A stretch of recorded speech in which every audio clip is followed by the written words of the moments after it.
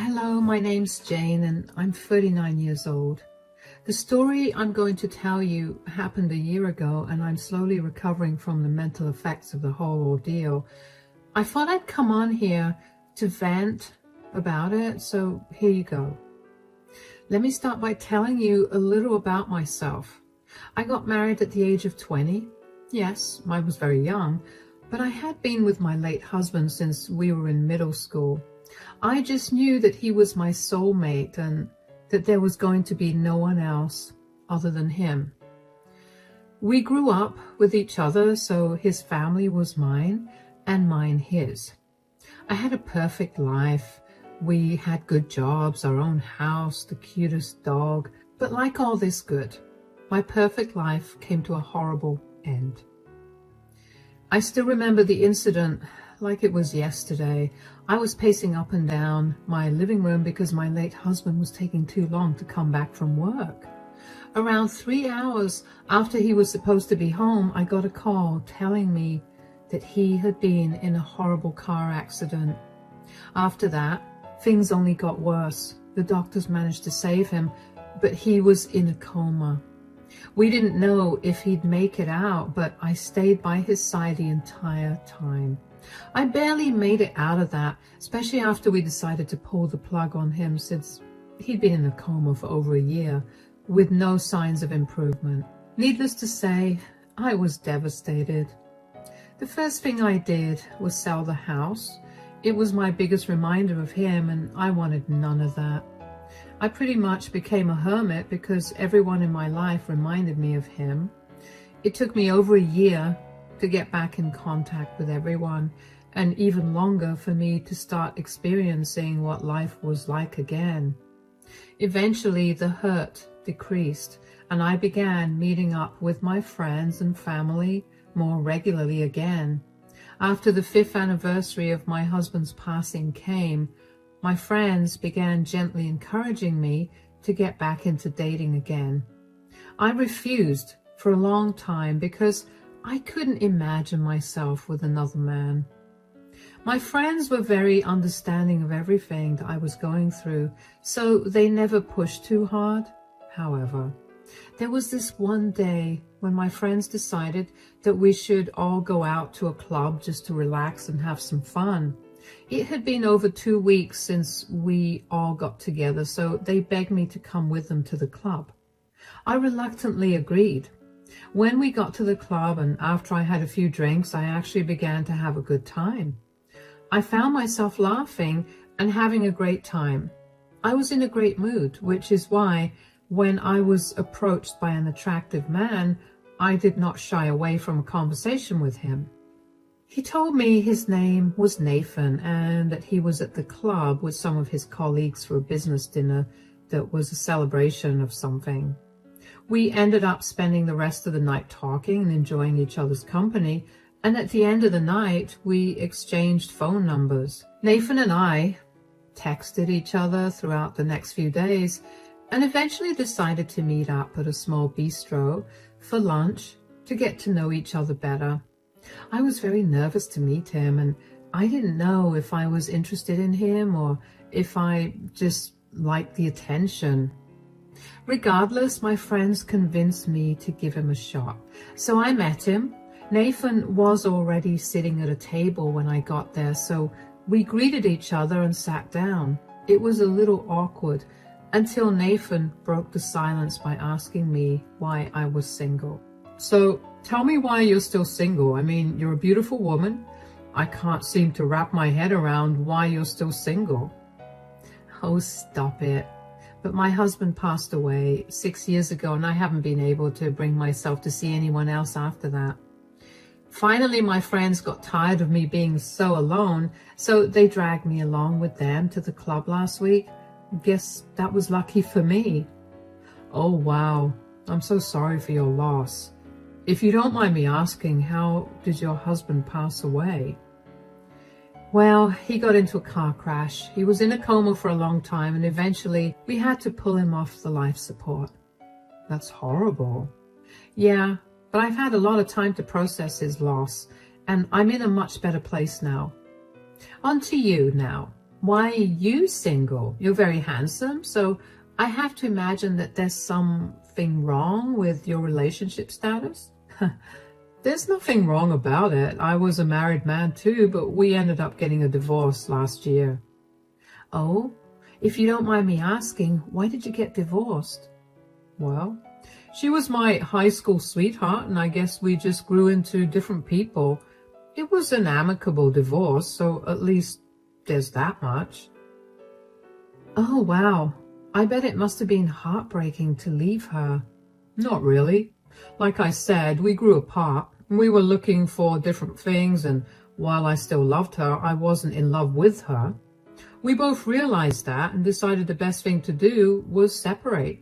Thank God we didn't have any kids. Really? Are you against having children? No, in fact, I really do want to have children. My ex-wife couldn't have children, which is why we didn't have any. What about you? What do you think about children? I've always wanted to have children as well. My ex-husband and I were waiting until we were in a financially stable position to have them, but, well, you know. Well, if our relationship does go well, we could probably have children in the future. I like the idea of that. But for now, why don't you tell me a little more about yourself? How about we eat and get to know each other while doing that? I'm starving. Of course. After that, let's just say that Nathan and I went on a lot more dates than I thought we would. We got to know each other and I realized I was falling in love with him. Nathan worked on the other side of the city, so he couldn't meet me so frequently, and I had no problem with that. For about a year and a half, we barely saw each other more than twice a week. But after that, Nathan told me that he had been moved to an office that was closer to where I lived. Since we'd been together for a year and a half, without any issues, we decided it would be best for us to move in. Along with that, we decided that it was time to introduce each other to our parents. My parents were happy that I was finally moving on, and I was just relieved they liked Nathan. As for Nathan, he only had a mother who he adored. I was very nervous to meet her, but Nathan assured me that she was nice. She invited us to dinner at her place, and she greeted us when we got there. Well, sort of. Hello, Mom. Hi, sweetie. How are you? I'm great. This is my girlfriend, Jane. Hello. It's such a pleasure to meet you. Anyway, why don't you come in, son? Why are you ignoring Jane? Do you have a problem with her? No. Why don't you two just come in? We can talk. No, you need to tell me right now if you have a problem with her. Look, I don't have a problem with her, but I just think that you can do so much better than her. Are you serious? I'm sorry, but how can you make that judgment when you don't even know me? Tell me, Jane, do you know what my son has gone through? Mom. No, I need to know. My son has gone through so much, and the last thing he needs is another relationship. I know that Nathan was married before we met, but so was I. You were? Yeah, my ex-husband passed away after a long battle with cancer, and Nathan is the first man that has made me feel good after I lost my ex. So then my son is just some rebound to you? No, God, no. I love him. I get that you're protective of him, but I don't plan to hurt him at all. Yeah, I doubt that. You've done enough. What do you mean? Mom, that's enough. Why? Am I not allowed to speak my mind in my own house? You can, but you don't have to be so rude to Jane. I'm not being rude. I'm only trying to tell her the truth. There's no truth. You're just trying to hurt her and our relationship. This is the last thing I expected from you. Nathan, calm down, darling. No. Mom, if you want to talk to me again, you better apologize to Jane right now. Fine, whatever. I'm sorry, Jane. It's okay. I don't want you to be rude or be truthful to her again. You understand me, Mom? Sure. Let's eat so I can get to know Jane a little more. The rest of dinner was awkward, to say the least. Kayla barely looked my way, and whenever she did, she looked at me with so much disgust that I wanted to shrink into a hole and never come out again. Nathan apologized to me profusely and told me that his mother was still recovering from his divorce from his ex-wife. She took it harder than him, apparently, and while I didn't completely understand it, I chalked it up to Kayla being overly possessive of Nathan. But for the next year and a half, my relationship with Kayla never got any better.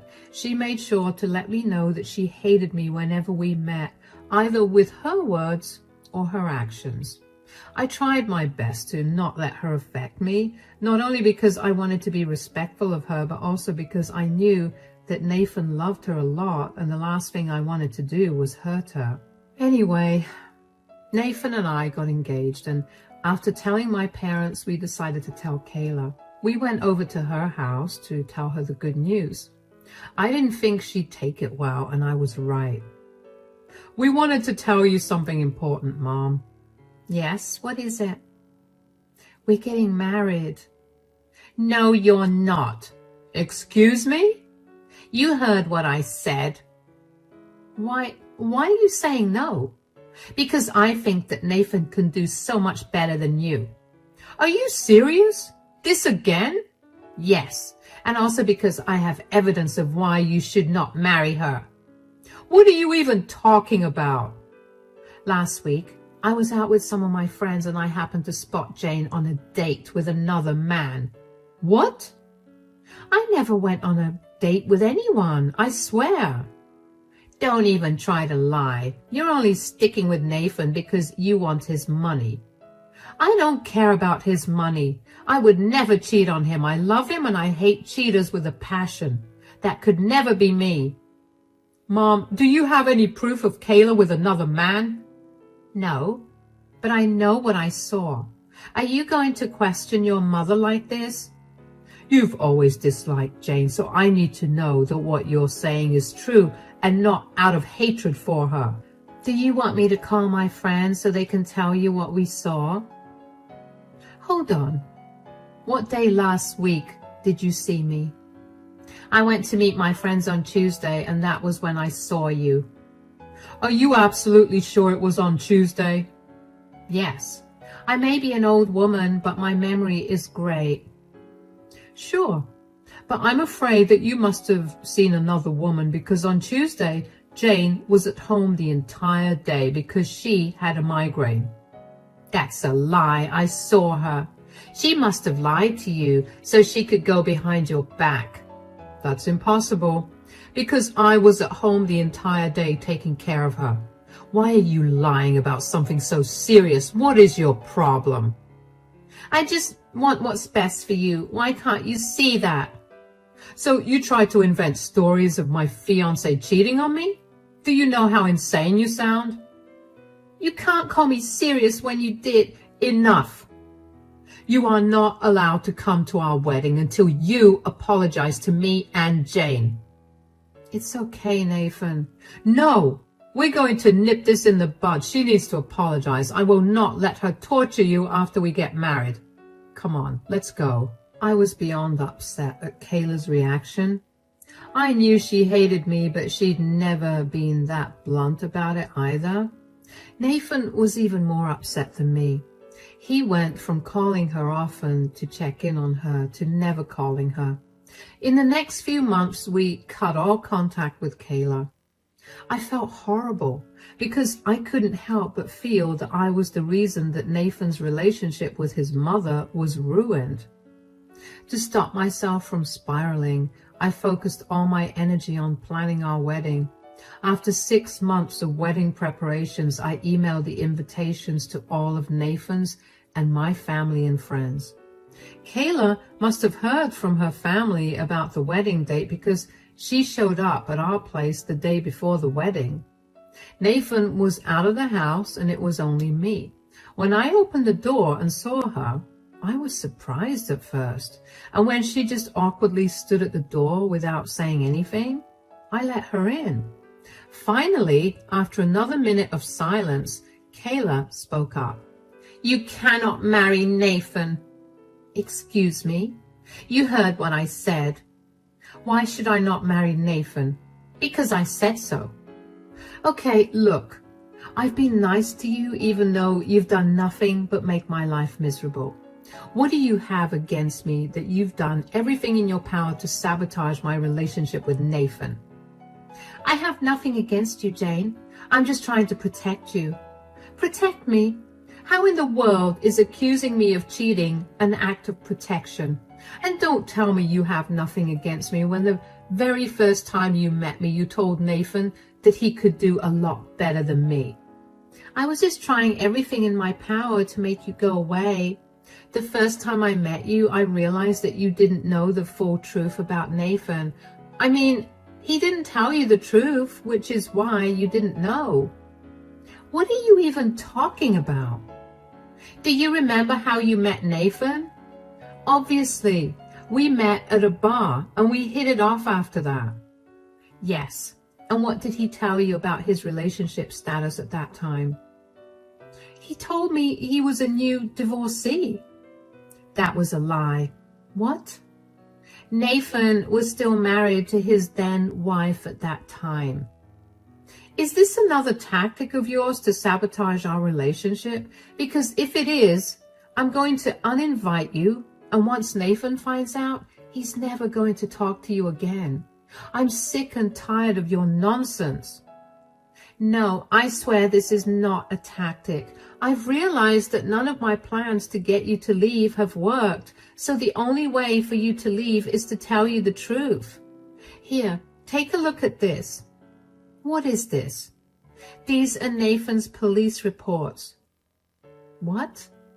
Yeah, his ex-wife found out about his affair with you, and things got really heated between them when she confronted him about it.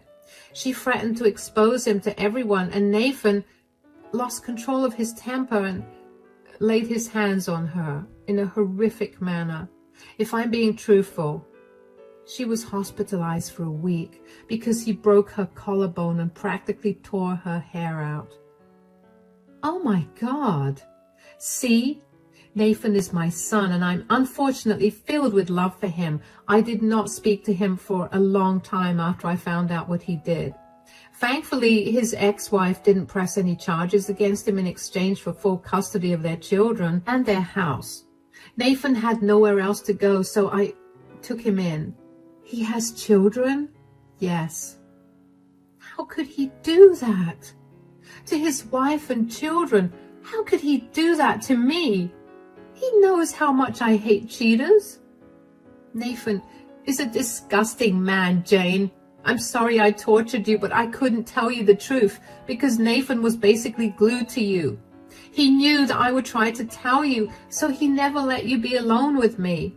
Not to mention, I was terrified that he would hurt me too, so I'm so sorry, Jane. Oh my God. This must have been so much for you to deal with. I'm sorry that I snapped at you. You were only doing your best to protect me. I'm so sorry. You don't have to apologize. Instead, why don't you help me get back at Nathan? I can't. I know you're his mother, but you shouldn't shelter him. He deserves to deal with the consequences of his actions. You're literally living in fear of his anger, and that's never a good thing. I don't know. Do any of his friends and family know about the truth of his previous relationship? No. He made me promise him that I wouldn't open my mouth. Great. Tomorrow, we'll expose him. He invited his boss, so I'm sure that he'll get fired. It's time for him to face some real consequences, and you can come and stay with me so we can avoid him for a while. All right. You're right. I shouldn't be afraid of my son. Let's do it. I was shaking. I tried my best to remain composed in front of Kayla, but after she left my place, I raced to the washroom so I could throw up. I couldn't believe that Nathan was capable of being such a horrible person. And most of all, I couldn't believe that he had involved me in his horrible actions. I was very much against cheating and even more against abuse of any kind. These were things that Nathan knew very well about me, and he knew this very early on in our relationship. So for him to knowingly involve me in his horrendous actions made me both throw up and want to scream at him. But I knew that I had to be careful with how I handled things, especially since I knew what he was capable of. I made sure to tell Kayla that she needed to call Nathan and apologize to him. She needed to be at the wedding because I didn't count on Nathan not trying to harm her afterwards. I told her to pack all her necessities up and keep them in her car before she got to the wedding. I needed to make sure she was by my side the entire time. Then I told Kayla to tell Nathan that she wanted to apologize to me. I was sure that Nathan would want that to happen only with him present there. I didn't want to give him any reason to think that I knew the truth. Things panned out just like how I had predicted after Kayla apologized. Nathan forgave Kayla, and so did I for his mistake. I truly don't know how I got through the rest of that night, but I do remember being truly afraid that Nathan somehow found out that I knew the truth. When I wasn't afraid, I was seething with anger against him. I cannot even begin to describe to you how happy I was when it finally turned to morning. Nathan and I made our way to the venue where our wedding and reception was supposed to be held. We thankfully parted ways to get ready, and Kayla greeted me discreetly. She handed me a USB with all the proof of Nathan's actions against his ex-wife. I handed it to my maid of honor and told her to hand it over to whoever was manning the projection so they could play it as soon as I reached the altar. Eventually, it came time to walk down the aisle, and my stomach was in knots. The only comfort I had was that I was surrounded by family, so Nathan could not hurt either me or Kayla. When I reached the altar, the proof of Nathan's crime was projected onto the huge screens beside us. All the guests burst out into gasps and murmurs, and Nathan was confused. He took a look at the screen and paled. Before he could say anything, I began to tell the truth of his past to all our guests. I did not spare any details. It turned out Kayla was right about how much her family didn't know. Nathan really threatened her to keep everything under wraps, and she had no choice. With every word that came out of my mouth, I got more confident. In the end, I told Nathan that the wedding would not be happening because I was not going to marry someone who had no problem destroying his family in the worst way possible. I grabbed Kayla's hand, got in her car, and we drove off to a mall. I quickly changed my clothes and called my dad. I could hear how frantic everybody was, but I knew that more than anything, Kayla and I needed a safe spot to be at. My dad had many empty apartments that he usually rented to college kids whenever they needed them. He agreed to let Kayla and I be there until everything calmed down. After everyone left the party, my family came over and talked to me about what had happened. I re-explained everything to them, and they were disgusted with Nathan. They assured Kayla and I that they would be there for whatever we needed. While I was glad for their kindness, I knew that it was only a matter of time before Nathan found us again. I was right. Nathan found us only a day later, and he came banging on the door. I carefully opened the door just a smidge, so there would be no way for him to hurt me. "Why did you do that? You know how exactly you've ruined my life." "I only did what I had to do. You lied to me and absolutely demolished my trust. You knew how hard it was for me to get over the death of my ex-husband. You still lied to my face every single day for 3 years. That was to prevent this outcome." "Oh yeah? That's why you bullied your mother into keeping your secret? You knew she was terrified of you, and you used that against her." "Where is she anyway? She needs to get a piece of my mind." "Look, Nathan, your mother is filing a restraining order against you. She did the right thing by informing me about what your true nature is, and you will not hold that against her." "Restraining order? I'm her son. I'm not going to hurt her." "That didn't stop you from threatening her. Stay away from her. You know I have relatives that are cops. Do you want to mess with me? This is why I can't tell you anything. You always make a big deal out of nothing. How is hitting your wife and sending her to the hospital not a big deal? That is something you should have told me instead of spinning your wife into some evil entity who wronged you. You made me your side chick.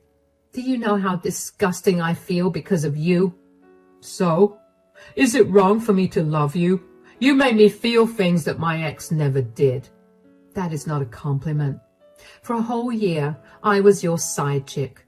You ruined your family, your wife, and your children using me. And you lied to me about everything. Do you not realize how insane you were for doing that? Our entire relationship was a lie. I only got lucky that your mom has a conscience. My mom is a snitch. She doesn't understand anything that I've been going through. I was a changed man because of you. Don't give me any of that. This relationship was doomed from the start. I don't want anything to do with you. Leave before I call the police. Oh no, I'm not leaving until you get me my job and reputation back. You have to tell everyone that you made everything up because you got cold feet and needed an excuse to not get married. Why in the world would I do that?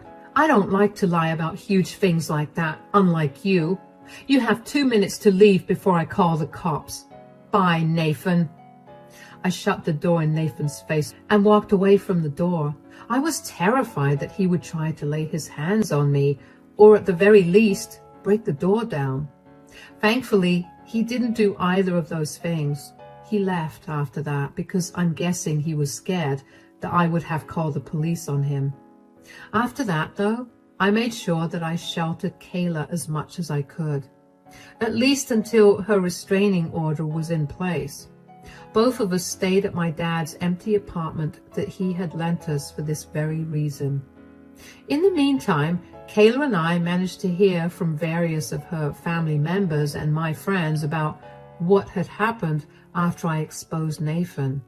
Turns out, Nathan's company has a very strong policy against criminal records, whether they existed or almost existed.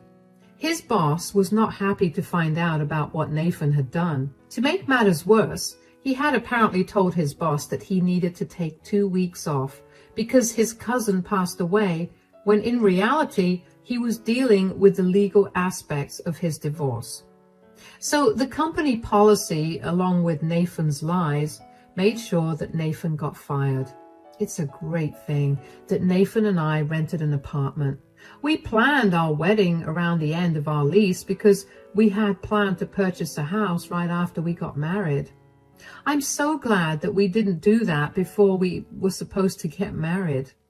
Anyway, I had my brother and my dad accompany me while I went back to my shared apartment with Nathan to collect all my things. Nathan tried his best to get me to change his mind. I'm talking about getting down on his knees and crying while he begged me to forgive him and rethink our relationship. I was honestly disgusted beyond belief when I looked at him. I could not stop thinking about how he made me a part of his plan to ruin his family. I could not stop thinking about how I was a part of the reason that he hit another woman. It took everything in me to not throw everything in the house at him, but I knew that I had to be better than him. I did not give him the satisfaction of knowing that he affected me. I walked out of the apartment after barely looking his way. I heard that Nathan practically drank all his savings away. Even though we still had around 2.5 months on the lease of our shared apartment, he got kicked out after he failed to pay the rent after 1.5 months. He's been couch surfing at his friend's place. Well, whatever friends he's got left. He's been struggling to find a job, and last I heard, he's planning on moving to another state where nobody knows him so he can start afresh.